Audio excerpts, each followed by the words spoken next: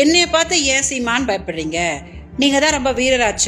நீங்கள் தானே சொன்னீங்க அவங்கள நேருக்கு நேர் உட்கார வைங்க, நான் சால்வ் பண்ணிடுறேன் அப்படின்னு சொன்னீங்களே.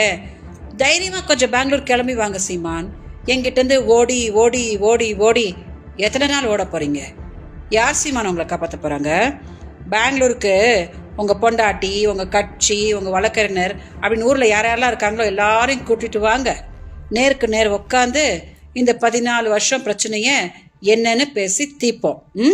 நான் என்ன பிரச்சனை பண்ணியிருக்கேன் அப்படின்னு நீங்கள் என்கிட்ட சொல்லுங்கள். நீங்கள் எனக்கு என்ன பிரச்சனை பண்ணிட்டு இருக்கீங்க அப்படின்னு நான் உங்கள் பொண்டாட்டி கைல்வெளி கிட்ட சொல்கிறேன். சால்வ் பண்ணிக்கலாம், அவ்வளோதானே. அதை விட்டுட்டு போய் பாரதிய ஜனதா காலில் விழுந்தேன், அஇஅதிமுக காலில் விழுந்தேன் அப்படின்னு கேவல பிடிச்ச வேலையை பண்ணிட்டு இருக்கீங்களே. இது உங்களுக்கு அசிங்கமாக இல்லை?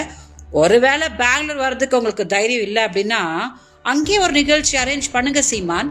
நான் வரேன், வந்து உக்காந்து என்னென்னு சால்வ் பண்ணிக்கலாம், அவ்வளோதானே.